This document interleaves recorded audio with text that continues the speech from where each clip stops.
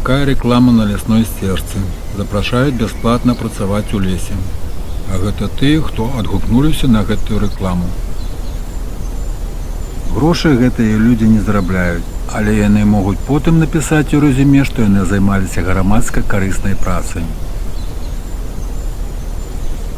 У гэтай скрыні лясныя працаўнікі пакідаюць інструменты пасля працы.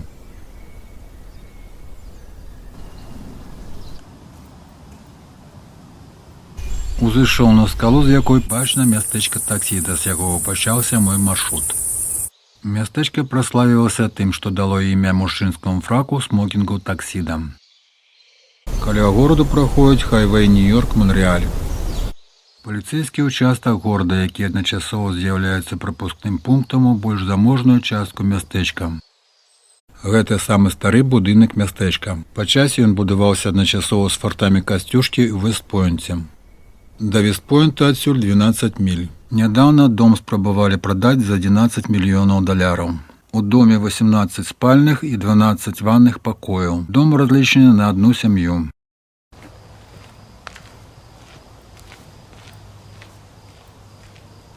Паводле мапы тут знаходзіцца газаправод, але папераджальных знакаў няма.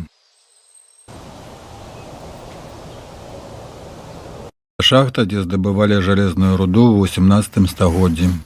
Цалкам магчыма, што знакаміты ланцуг Касцюшкі ў Вест-Пойнце быў зроблены з руды, здабытай тут.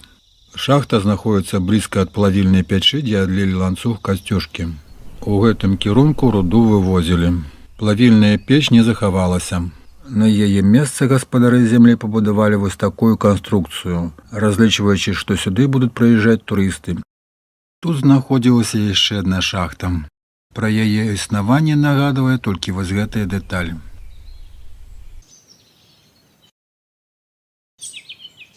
Вторая тэлефонная лінія, якой не карыстаюцца. Так напісана на мапе.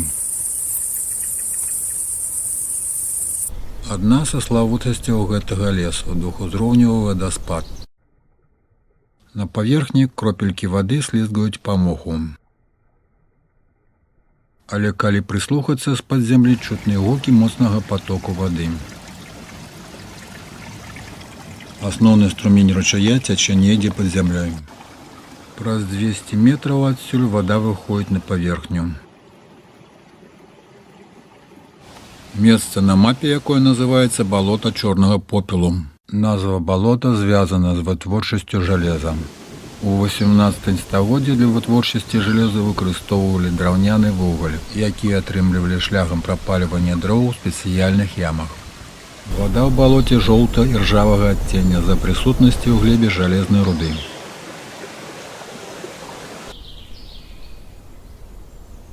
Балотныя кветкі. Леташняя сухая трава. Новая трава яшчэ не паспела вырасці. Ніколі не бачыў такія грыбы.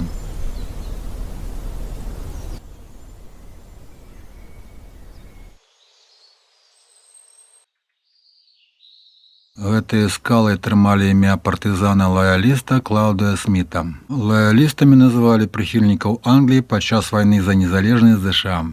Каля падножжа гэтых скал знаходзілася база гэтых партызан.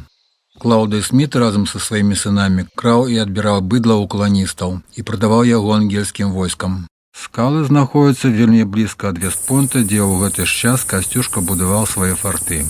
Магчыма, Клаўды Сміт быў тым чалавекам, які інфармаваў ангельцаў пра фартыфікацыю ў Вест-Пойнце. Клаўды Сміт быў павешаны разам са сваім сынам у 1779 годзе.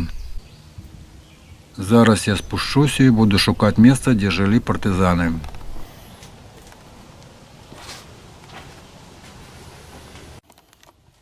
Падобна, гэта найбольш зручнае месца. У нішы зручна спаць, а вогнішча перад нішай трымала цяпло ноччу.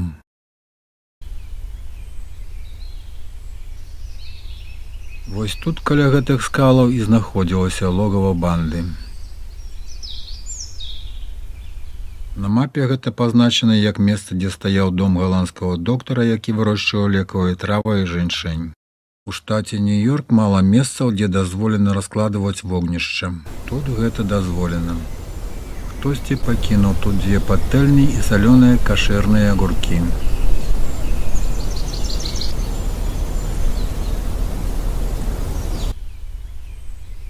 І яшчэ нехта пакінуў тут амерыканскі сцяг.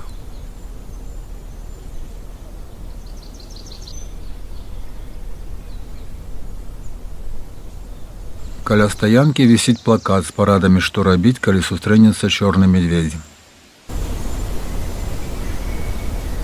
А гэта гуморны плакацік на гэтую ж самую тэму. Чорныя мядзведзі не агрэсіўныя, і іх нельга назваць сапраўднымі драпежнікамі. 3 гады таму ў лесе знялі гэтае відэа, як чорны мядзведзь ласуецца буякамі. Знайшоў велізарны куст буякоў, у 3 разы вышэй, чым звычайны. Ягада яшчэ зелёная.